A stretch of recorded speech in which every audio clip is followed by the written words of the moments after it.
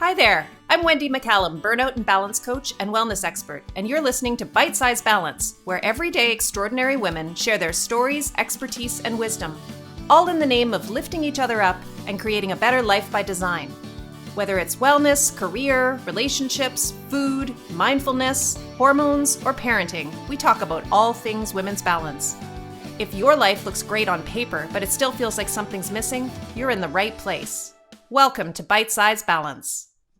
Hello, everybody. Welcome back to Bite Size Balance. I'm your host, Wendy McCallum, and I am here today with April MacKinnon. Hi, April. Hello. Before I introduce April, I want to tell you a little bit about what we're going to be talking about today. April and I had a really great conversation off of Zoom when we were not recording, where we started talking and we wanted to do a podcast together, but we weren't sure exactly what the right topic would be for the two of us to discuss. But in the course of our casual conversation, it became pretty clear that we were both really passionate and had a similar approach to the idea of connection. So for the two of us, connection and community has played a really big role in our lives. And I've been wanting to do a podcast around community for a long time and connection for a number of reasons. The first thing I'm going to do is just kind of tell you a little bit about what I think connection is. I found a really great definition of connection that I want to share, which says that connection is the experience of oneness. It's having shared experiences, relatable feelings, or similar ideas. Now, I believe that connection is critical to wellness and balance. And so for that reason, it's been for a long time now, it's been a really big piece of my coaching philosophy and my approach with the women that I work with. I'm always trying to help them foster meaningful connection in their own lives. And there are a number of reasons for that. The obvious one is that when we're connected, we feel less lonely and isolated. And that obviously encourages more positive emotions and just causes us to feel happier and more satisfied with our lives. But there are some really specific reasons why connection is important when it comes to the work that I do as a burnout and balance coach. And as someone who also helps gray area drinkers change their relationship with alcohol and emotional eaters change their relationship with food. So the thing I want to talk about right out of the gate is the fact that the opposite of addiction is not sobriety, it's connection. And I have seen that play out time and time and time again with not only my own, in my own relationship with alcohol and the work that I did to change that several years ago, but also with the women that I support in this area. If you don't feel connected, if you feel isolated, it's going to be extremely difficult for you to get to that place where you feel like you have freedom from alcohol or freedom from food. So connection is really key in relation to the work I do around unhealthy coping mechanisms and dependence, but it's also key to longevity. So I remember, and this is one of the reasons I wanted to talk about connection on a podcast, because I remember when way back, like well over 10 years ago now, when I was doing my very first certification in natural nutrition with the Canadian School of Natural Nutrition, we had one unit in the course where we talked about the Okinawans. And the Okinawans are a group of people that live in Okinawa, and they have the highest percentages of centenarians, which is people over the age of 100, of any culture in the world. And so we were studying and kind of learning about the lifestyle factors that contribute to that. And a huge component of it is diet. But one of the things that stood out to me at the time is that Okinawans have a very different way of looking at connection and community. It's absolutely critical to them that people get connected and join community and feel like they're in a community and remain that way until the day they die. So older people in that culture continue to stay connected, and it's very important that they have a sense of purpose. So they're also engaged in a really meaningful way. And I remember thinking that is so interesting, that connection between connection and community and longevity. And then in preparing for this podcast, I was doing a little research and was reading some studies around connection, like some really interesting research studies that have been done, including some work that I saw out of Harvard that was talking about people who enjoy close relationships with family and friends having, a higher likelihood of living longer than people who are isolated and lonely. There was a huge study done with over 300,000 people where they looked at connection and community and those factors in terms of the participants' general well-being and longevity. Older people with adequate social relationships have a 50% greater likelihood of survival when compared to those who are isolated or have poor social relationships. So basically, connection increases the likelihood that you'll engage in self-care activities like exercise and eating well, which is really, pretty important given the type of work that I do with the women that I work with. So I thought that was fascinating. And we also know now there's been lots of research around the role of connection in terms of how our brains age. So there's a direct connection between your how your brain performs as you age and how connected you stay, which I think is also really pretty fascinating. So and then the last thing that I'm going to talk about, which came up actually on a podcast episode recently that I did with Sarah Bailey, where we talked about the stress cycle and burnout and how to close the stress cycle. One of the easiest ways to close the stress cycle is through meaningful human connection. Because of course, when we connect with people that we love and care about, we do that in a meaningful way, which means we slow down and we're actually present for it. We are signaling to our bodies that the danger has passed and there's no need to stay in fight or flight. We can't possibly be still running away from the saber-toothed tiger if we have time to, sit down and play a board game with our kids, for example. So from the perspective of managing burnout and stress, connection is just really important. So for all of those reasons, this is a topic I've wanted to talk about for a long time. And I think April is the perfect person to talk about this with. So I'm going to introduce April, tell you a little bit about her, and then we're just going to have a conversation about connection. So April is the owner of Anointment Natural Skin Care, a skincare company dedicated to supporting women in life transitions, pregnancy, postpartum, and menopause, which is something we talk about a lot on this podcast. April has always been interested in the link between wellness and nature. Trained as a civil engineer, her professional career involved providing clean drinking water in many small Atlantic Canada communities. A life-changing experience with birth and the subsequent illness of her daughter led April to leave her career and forge a path focused on natural living. And we're going to talk about that when April tells us her story, because that's a big piece of her kind of growing awareness around community and connection and the role that played in her life.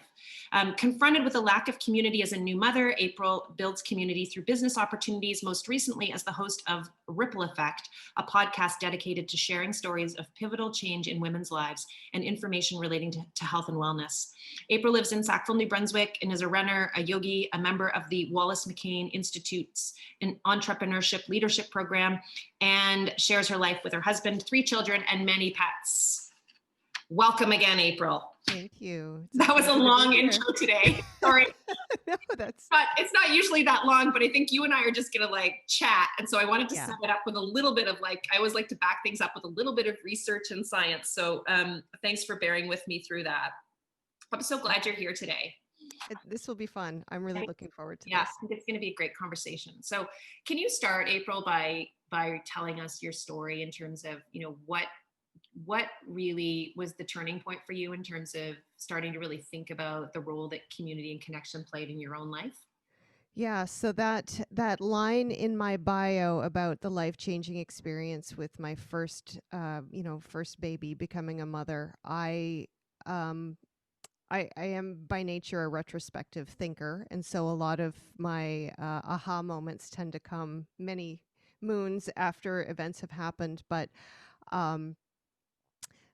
my daughter was born prematurely and critically ill with uncertain diagnosis. It took a lot of testing, a lot of days of touch and go, not sure from one day to the next whether there was going to be improvement or setbacks. And I definitely felt as though my entire being was focused on her daily routines, her wellness, and keeping basically, my entire family abreast of her medical situation. So I basically shut myself down, both physically and emotionally, and everything I had went to her needs. Being young and new in our careers, my husband also went back to work at that time. So I was at the IWK in an isolation unit with my daughter for 3 full weeks alone. He obviously did come, in the evenings and whatnot, but generally speaking, I was in charge of just, keeping this baby alive for 3 full weeks.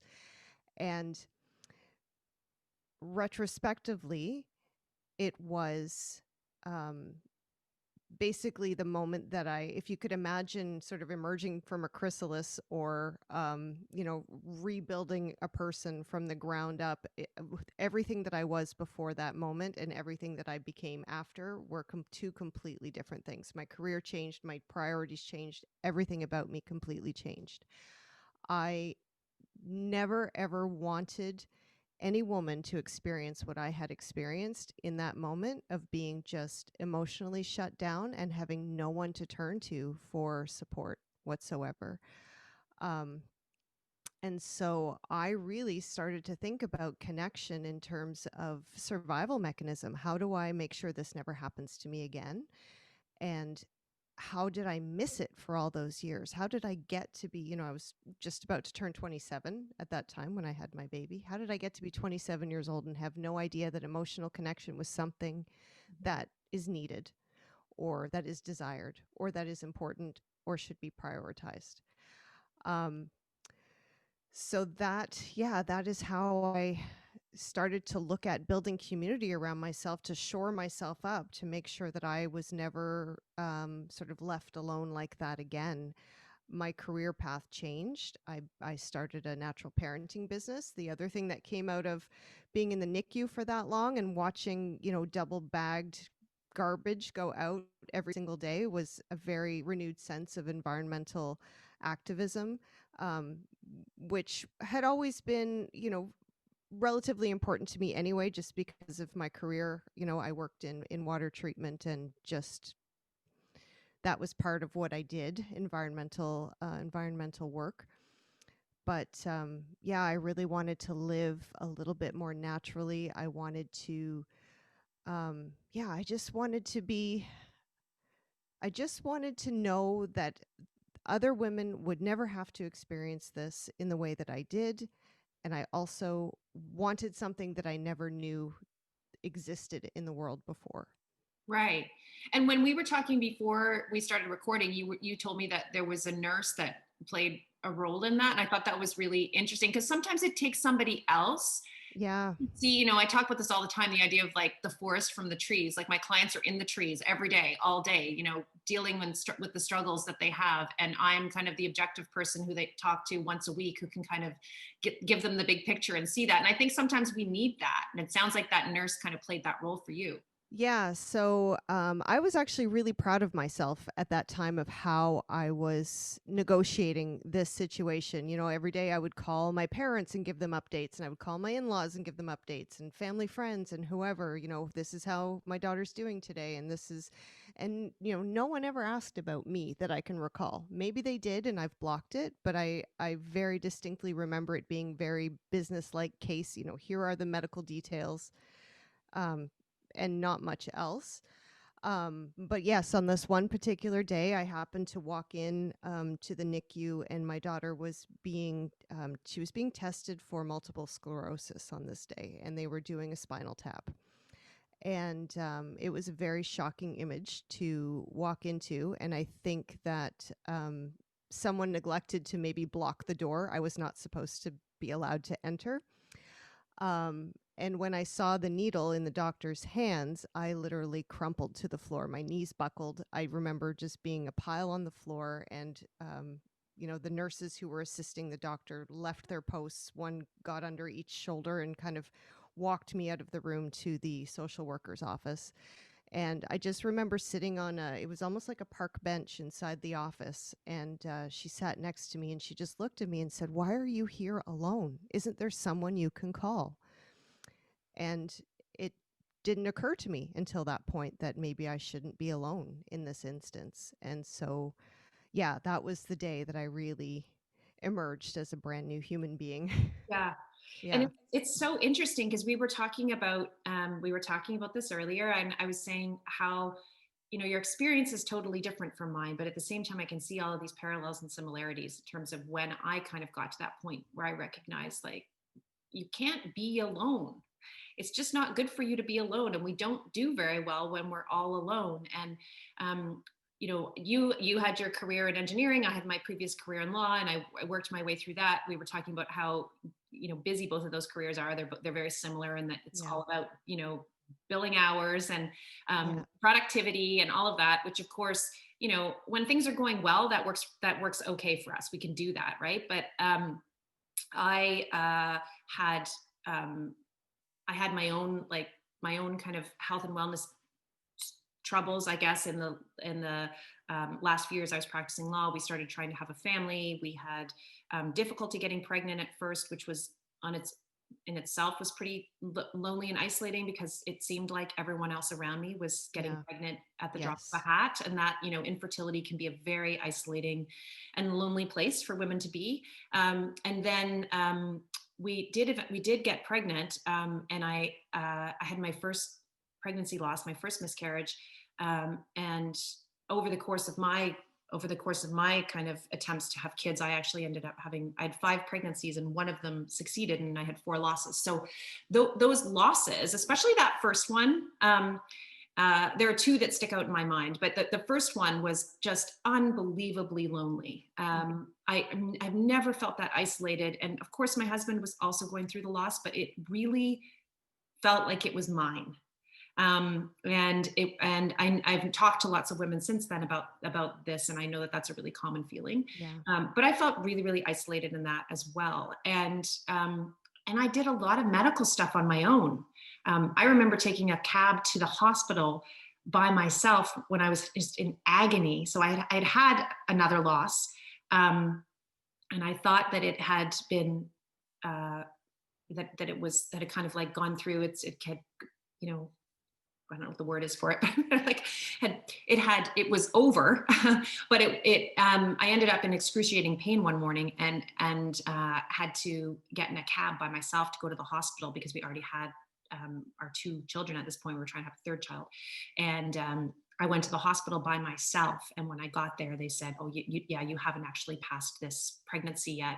That's why you're having all of this pain." And I was on morphine, and they had to do an emergency D&C in the hospital, Wow. and which I had had several of before. But it was just the fact that I went there alone. Like, I don't know Yeah. what I was thinking. I didn't call anyone. I didn't, and it was actually incredibly traumatic. Even though I had already lost that, like I already knew I had lost that pregnancy, it was really traumatic to be there by myself. And so when you were telling me that story, I was thinking about those experiences I had, and how at that point, like I went from being a lawyer, I think, to being human. Like it Yeah. was like I went from being like a worker and an employee to being like a human woman, and um, realized that like all of these things that I had and had achieved really were not very meaningful when it came to keeping me from feeling lonely. Like, Yeah. and so anyway, I think we've had some shared experiences there. I would love to hear what happened. So how did this turning point for you, with your daughter, and recognizing that you were just like incredibly alone in that moment? How did that impact you in terms of how you went forward? Yeah. So I made the decision to leave my career in civil engineering because while it was fulfilling on some levels, it wasn't. Oh, you have frozen again. Oh no, you No, have not. I'm, Okay. I have Yeah. not. So all right. So I made the decision to leave my career in civil engineering because while it was fulfilling on some aspects, it wasn't really where my heart was, and I wanted to do something that was more aligned with my passions for environmental sustainability. And also, I didn't want to, I didn't necessarily want to leave my kids behind while I was building a career. I thought that's what I wanted. And all of my priorities changed. And so I started an online store selling cloth diapers and baby carriers and, glass baby bottles and stainless steel sippy cups, which were new to the market, in 2006. And, found through the customers that I was gaining with that business that I was finding real alignment with these people. They had interests and values that were similar to mine in terms of, I learned what attachment parenting was. Um, we had these environmental values that aligned, and lo and behold, I found myself also becoming friends with a lot of my customers and found myself eventually at the center of a really strong community around the birthing community in Halifax. And I was really, really satisfied for the first time in my life. I felt really fulfilled. And then my second baby came along 21 months later. And like you, I experienced a significant burnout after that, and worked really hard to overcome it. And then eventually the online store became a physical store location. And about a year after that, I found myself pregnant with my third baby and also was running Anointment at that point. So had to make some tough decisions having come out of a burnout, and another baby and two businesses, all of these things that I'm juggling. We had no family in Halifax. All of my friends had scattered, so we made the decision to uproot everything and move back to New Brunswick, where my parents are, so that we could have more family support. And it was only, nearly a decade later that I've realized just how impactful what I left behind has been on my life. Yeah. That community has gone on without me, and I walked away from it. And it's something I may never be able to build again in quite the same way. And it is tougher to find the same connections. Um, A, in a small town, it's a very small town compared to Halifax. Mhm. And B, I'm a lot older now. Yeah. So, Yeah. And I want to explore that. I definitely want to talk about yes, how like I want to talk about how it becomes more challenging to establish meaningful connection exactly. as we get older, and why so many of us are feeling isolated. Definitely want to talk about that as we go on. And so that experience of building community and then effectively losing community, and I think you had told me in a previous conversation that that happened because you just got so busy with your life there. You spent 10 years building this new business. And then Yeah. it wasn't really until a year ago that you realized, oh, shoot, this community that I loved so much is just no longer available to me. It's not there. Yeah, that's right. And Yeah. I mean, I have made some wonderful friends here. Mhm. Um, but we are all raising families. We are all extremely busy. It's tough to prioritize getting together. Um, there have been some of my friends have gone through divorces, and that changes the dynamic of relationships. And so it's really been a tumultuous time to hang on to relationships since I've moved here. And maybe that's just the phase of life that I've been in. Um, Yeah, and I also realized that, anointment is wonderful, and I've had to learn so many new skill sets to move from retail to manufacturing and marketing a brand. Um, but because there's not that physical contact with customers in the same way, I haven't been able to build that in-person community with anointment in the same way that I did with nurtured. And Yeah. so, Yeah. um, just realizing, because I went back to Halifax and I saw a number of people from those days, and all of those warm feelings welled up in me again. And then when I left it behind, and I thought, oh my gosh, it's gone now. And it was really a profound sense of loss that I had to leave it for my own self-preservation, because I don't think that I could have managed it with three children and two businesses without really, maybe if I had had managers in place and various people in those teams, but that wasn't where I was at that time. I had to make these decisions and was not aware of how profoundly it might impact me many years later. Yeah. And so Yeah, that's really where your podcast was born. it is. Yeah. So tell me a little bit about your podcast and what that has to do with this connection and community piece. Yeah. So when I realized that I was really missing this community piece, I thought, well, okay, I've done this before. Maybe I can build it again. And when I left when I left nurtured and the baby community, the birth community, for a while, I felt really strongly that, okay, I'm done with babies. I've had my three babies. I'm moving on to new things. And Anointment is a skincare company. And so while we have a new mom and baby line, and I'm really passionate about that, I really resisted leaning into it for a long, long time because I thought I was ready to move on. Mhm. And I actually ran into a woman I knew from Halifax, a naturopathic doctor, Dr. Sarah Hardy Walsh, who you may I know know. Sarah. Yes. Yeah, and I ran into her in a parking lot in Moncton because she's now living in the greater Moncton area as well, and we got talking about our time in Halifax and how we hadn't seen each other, and the sun was setting and it was getting darker and darker, and we were still talking, and an hour later it was fully night and we were still talking. And I thought, oh my God, I'm not done with this. I'm still really passionate about women's health. And yes, my baby phase is over, but there's still so much work to be done in women's health and, women's wellness around birth and postpartum and rehabilitation and, all of those things. And so I decided, like, okay, I'm really going to lean into this now.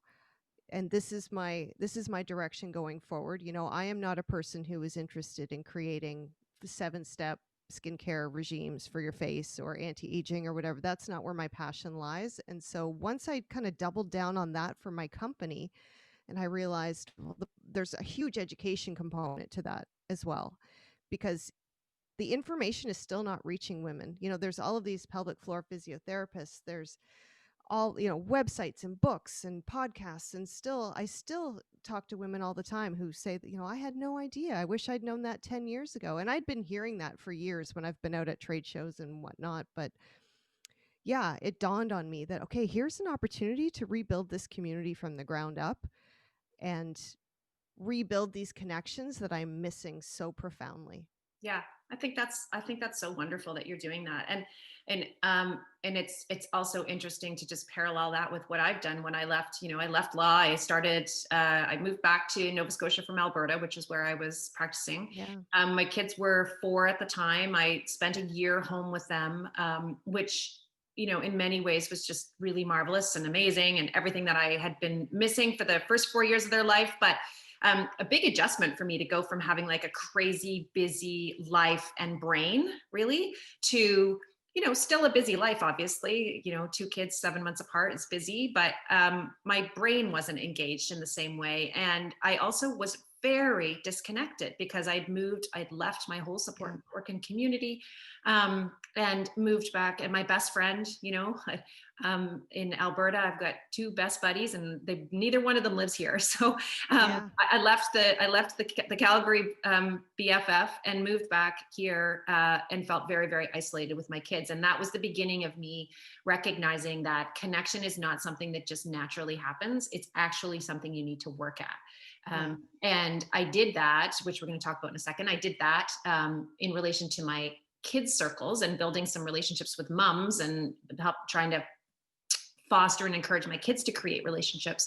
But I also did it with my business, because that was when I, shortly after that, started my coaching business. And I mean, it's what I do, is build community. And it's what I've been doing now for 10 years. And it took me a long time to realize that that was my strength.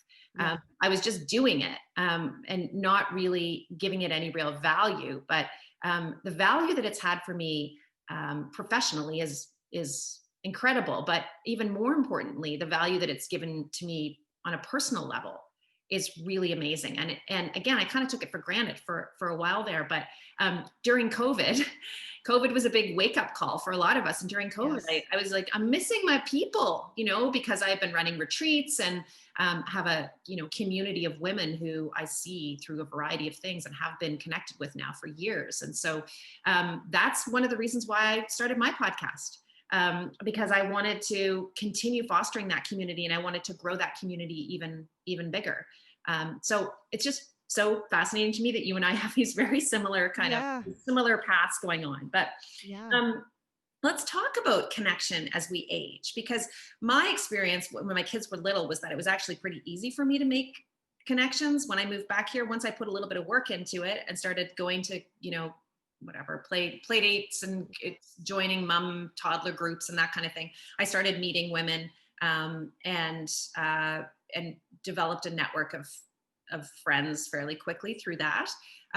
But then my kids got older, and I stopped. Their parents stopped coming to the house when the kids were over for play dates, and then my kids moved into middle school, and then now are in high school, and the parents don't go to all the sport activities anymore. That the parents just aren't there, and so I don't see my children's friends' parents very often, Mhm. and that really has changed things for me. I've realized that I just have less spontaneous opportunities to connect with people. And I really have to be much more intentional with it in terms of creating that. And I wonder if you have had that same experience. Yeah, well, we moved from Halifax to Sackville, New Brunswick when my oldest was just turning 6, so I had a 6-year-old, a 4-year-old, and a newborn. And yeah, we made friends with parents who had children. I would say more so in the with 5 to 6 year olds, so somewhere between my oldest and my middle child. And yeah, they are now teenagers, and we know none of the parents of my 9-year-old.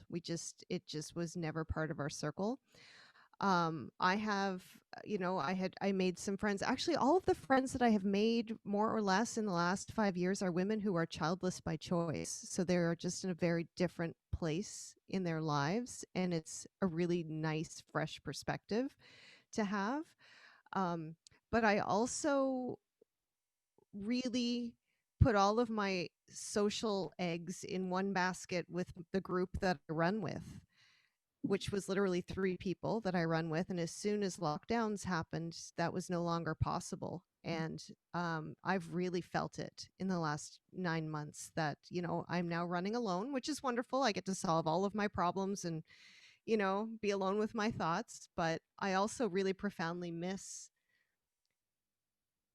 the really intimate conversations that come out of running with someone for a couple of hours, with no other distraction. Yeah. And there's no opportunity to just go sit and have coffee with someone, which is something I really enjoy, or going out to dinner with a group of ladies. That's also something I really love to do. So, yeah, like you, I have really had to find alternate ways to find these connections, and it's not always simple, and it's not always easy to find even within, my husband has been working at home since March, which is lovely to have him around. Um, but that's also not necessarily an easy emotional connection for us to make just because he's here. Yeah. Um, yeah, so there's definitely an awareness that this is something that I need to work at, and I'm not entirely sure I have completely solved how to do that yet, to be honest. Yeah, and we both have a few thoughts on, if you're listening to this podcast and you're thinking, oh yeah, that's me too. And honestly, I'm guessing everyone listening to this podcast is feeling somewhat less connected as a result of COVID, just on its own. That's Yeah. done a number on us. But we're going to try to give you a few ideas for how to try to start fostering more connection and community in your life in a second. But when you were talking, April, you just kind of my mind kind of twigged to this idea of entropy when it comes to, and it's something I talk about a lot in coaching. This idea that if we leave anything, if we leave it untended to, will devolve. It will lessen. Yeah. And Yeah. connection is not immune to that. Our connection and community, if we don't nurture it, and I love the name of your first company Yeah. is called Nurtured. But if we don't nurture connection and stay mindful and aware of where we are with connection, it will absolutely devolve, and we will find ourselves in a place where we don't have very much of it. And it really does require that effort, just like everything else in our lives. And as I said in the beginning in my intro, connection for me is like, it's a piece of wellness. It's a really Mm. integral and very important piece of maintaining balance and wellness for all of us. And I talk about this idea of staying mindful and aware of all of the areas of your wellness, your sleep, your food, your exercise, but also your connection Yeah. in your community. Like what are my social relationships, and are they still strong? Am I feeling isolated and lonely? I mean, I think we're all really well aware of the connection between isolation and loneliness and mental health. And so it's really important to be consistently fostering that. But as I also said in the intro, when you're isolated and lonely, that can lead to an over reliance on unhealthy coping mechanisms as an attempt to kind of fill that void, right? Whether that's food, alcohol, social media, whatever. So connection is key. And if we don't nurture it and do the work around it, it will naturally devolve, just like it did for you in those 10 years after you left Yes. Halifax, right? Yes. Yeah. I was not aware that I needed to tend to it. It Yeah. really, this is a realization that has come to me in midlife. Mhm. Yeah. Yeah. So I'll maybe why don't you start? So what what's one thing that you can kind of share as an to kind of give people an idea of where to start when it comes to trying to create more connection? I mean, what are your thoughts on that? Yeah. So, I mean, connection for me is really having relationships where I can show up as I am unfiltered, Hmm. that there's not, I've had those relationships that are very one sided where I'm either giving a lot and not getting a lot back or vice versa. So just being very aware of friendships and, romantic relationships and what have you, um, that are balanced for for the first step. And then once you've established those, just setting, I have a bi-weekly coffee date set up with my best friend lives in Guelph, Ontario. And so we have coffee together over the phone every other Sunday morning, and we just show up as we are. Yeah. Um, and it's just really refreshing. I'm also someone who is always, I want to be the best version of myself that I can possibly be in this life. So I'm also a seeker in that way. I'm always looking to improve myself, and my best friend is as well. So we go deep. But Yeah, I think like the first step in it for me is to just put yourself out there. I mean, so many of the women that I work with resist it. They yeah, they recognize they're missing something. They recognize that when they look back at other times in their lives when maybe they had a more established community and more connections, that they were more satisfied with their lives and their lives felt more resonant and fulfilling. And so they get the fact, rationally, that there's something missing there, but they really resist taking the steps to create new connection. And so I think the first thing you have to do is like let go of those inhibitions and your fears around that. Here's the thing, guys, if you're listening to this podcast and you're thinking, oh yeah, I really could use some more connection and community, April and I are both saying, oh hey, we could really use some more community and connection, and so are all the other women listening to this podcast. So don't be yeah, afraid to reach out, because chances are the person that you reach out to will be just as excited as you are to try to create connection, because we're all lacking this. We are generally, I mean, I think this is a trend as we age. I think women find themselves becoming a little more isolated, as I said, just as a yeah, virtue of just by virtue of life circumstances. But I also think this pandemic has just, it's just been a big fat hammer on connection for all of us. So reach out, because there are so many women out there looking for this, and you have to get creative around it. One thing I always recommend with my clients is think back to the time before you were like an employee, a mother, a wife, back to before you were doing the things because you should do them, so a time when you were doing things because they just brought you pure joy. There were no real expectations on you, no responsibilities. Maybe that was childhood, but for me, when I look back on kind of like my high school, undergrad years, and I think about the things that brought me great joy, those are things that I don't do very much anymore. yeah, But if I was to seek out a community in relation to those things, chances are I would find people who also value those things and for whom those things bring joy. And that would give me that very first, necessary piece of connection, which is that oneness, like having something that in common. yeah, to So bond over. yeah, like think back. What were the things? Did you love to dance? Did you love to paint? Did you love to exercise? Did you love to hike? You know, um, find a read, like find a group of women that are doing the same thing, and chances are you're going to be able to establish some connection. But I think we also wanted to talk about the fact that it's not always going to go smoothly.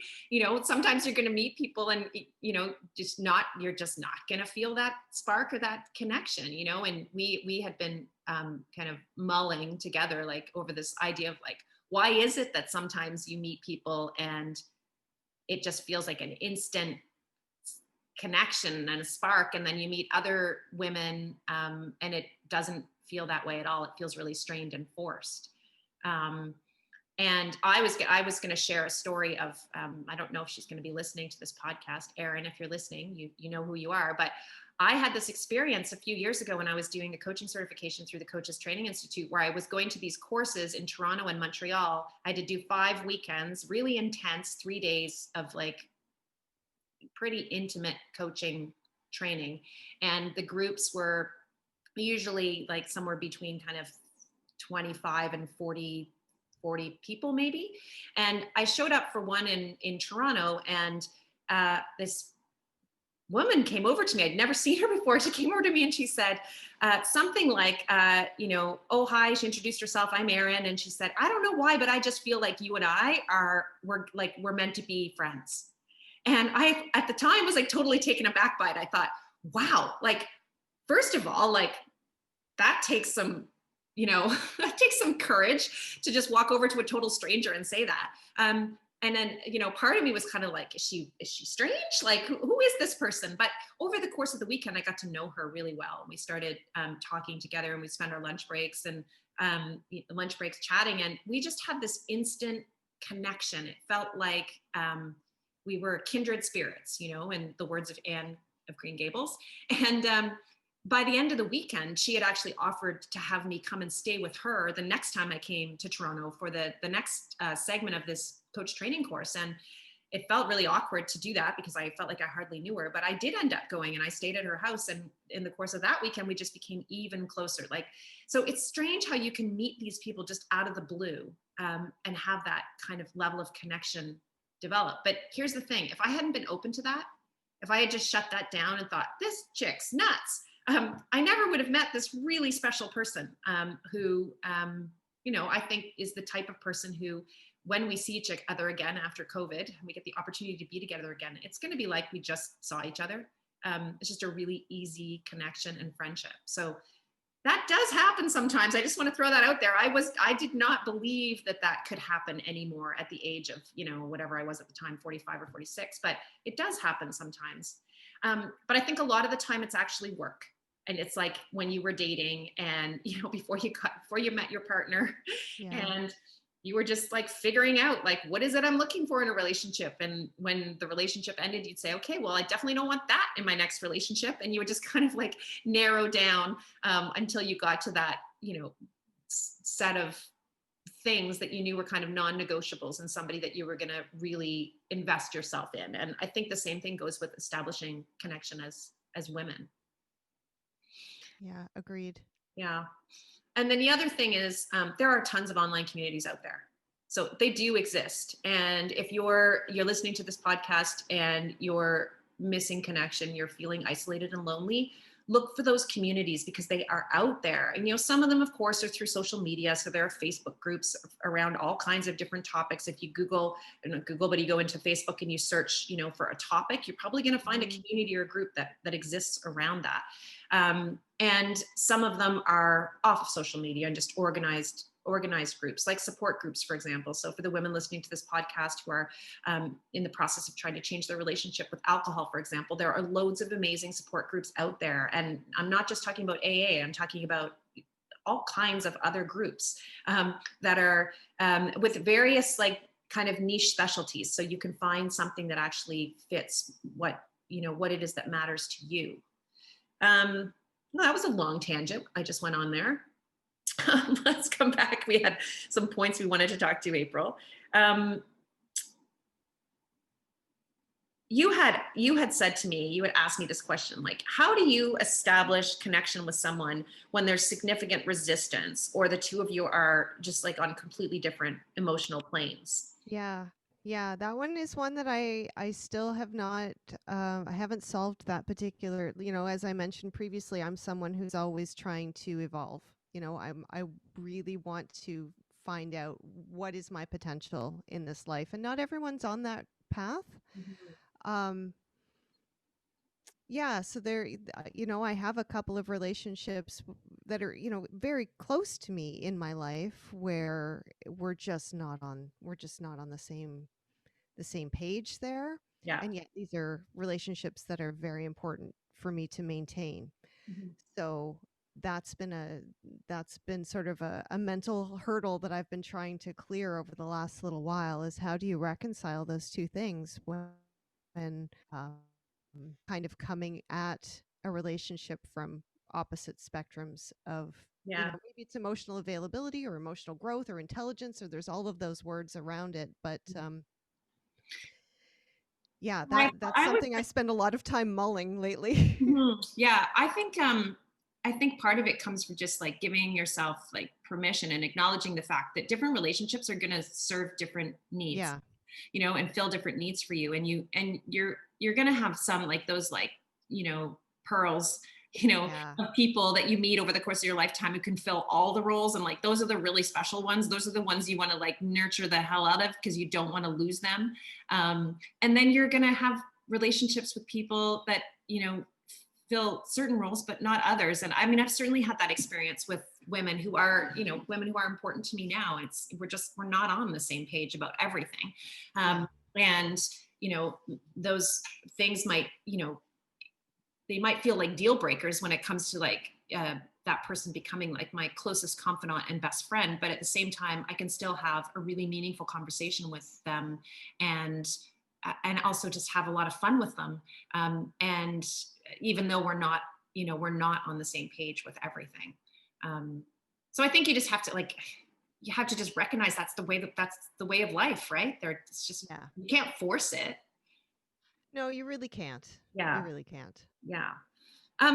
Another thing that we talked about, April, is the kind of the relationship between setting personal boundaries and Yeah. connection. Because we have been talking about how as we aged, one of the things that we had in common, and I think that this happens with all women, is that we just get better at setting boundaries. And you and I Mhm. both came out of burnout. So part of coming out of burnout successfully is learning how to set boundaries and then Yeah.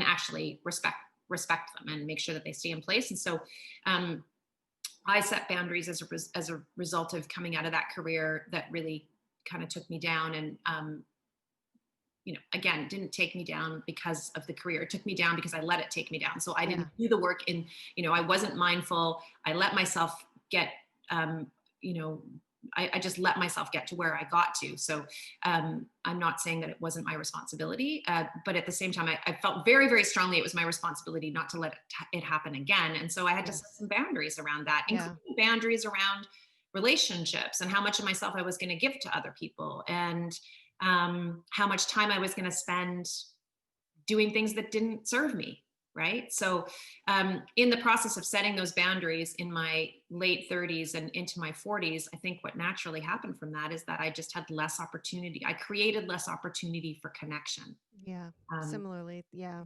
yeah. For me as well, I had a couple of relationships that in that same vein of not wanting other people to go through alone the pain that I had experienced.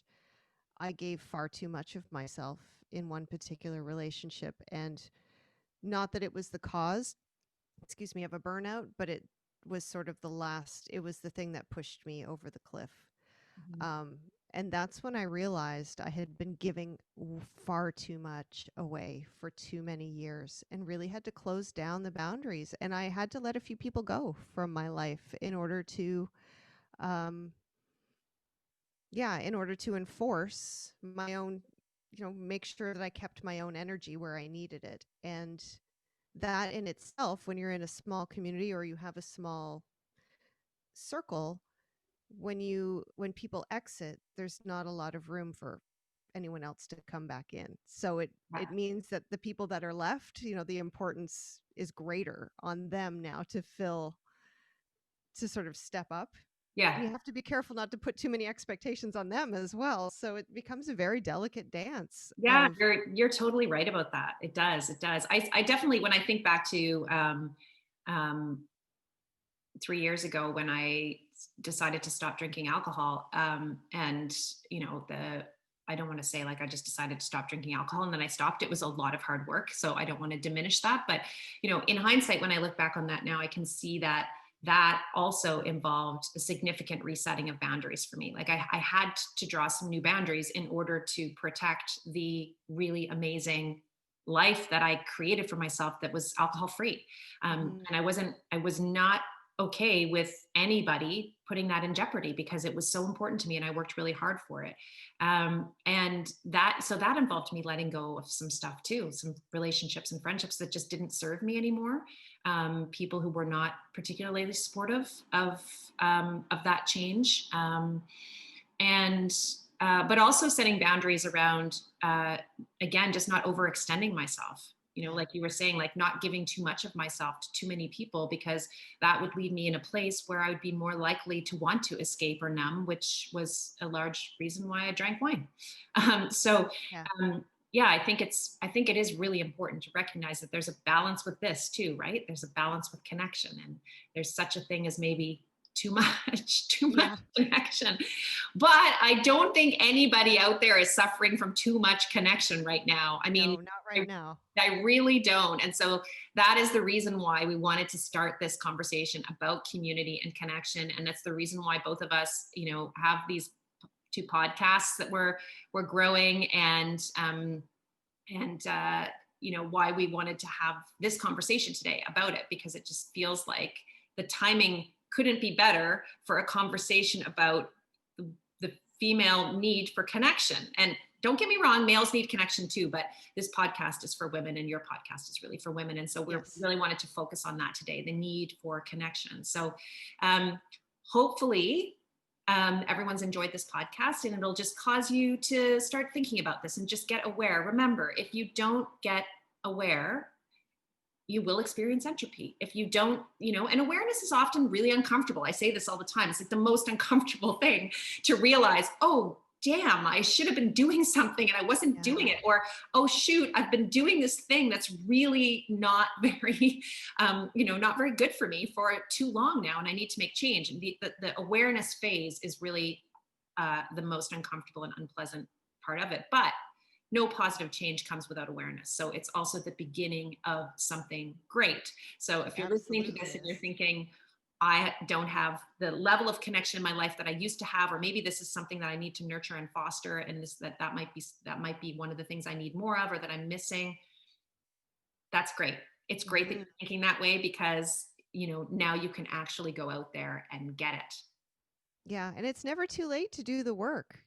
That's the beautiful thing of it is, I've met people doing this work in their 70s for the first time, of realizing that, hey, I've got relationships that I need to put boundaries around. I've got, connections that I haven't been fostering. It is never too late to do the work. That is a really great point. 100%. You can do this. You can do this if you're listening. I don't care who you are. You can do this. You can do it. Yeah, exactly. My favorite saying is actually, it's always darkest before the dawn. That's that discomfort. It's always really hard just before it bursts wide open. Yeah, that's totally true. And it's really important to remember that it is always hard to make change. Change is hard. But all of the ease that comes on the other side of change isn't available unless you take that first tough step. So April, thank you so much for this conversation today. It's been so lovely to chat with you about this. It has been lovely to chat with you. I feel as though we've been sort of circling, the Venn diagram of of communities, but we've never crossed over. So it's been such a pleasure. I'm glad I made the connection with you and that we're here today. Yeah, me too. Thanks, April. Thank you. Enjoy the rest of your day. You've been listening to Bite Size Balance with your host, Wendy MacKinnon. As a burnout and balance coach, I help busy high achievers like you create a more balanced, joyful life. To be sure you don't miss any upcoming Bite Size conversations, subscribe now to this podcast. For more balance and wellness tips, or to connect with me, visit my website at wendymccallum.com. That's WENDYMCCALLUM.com.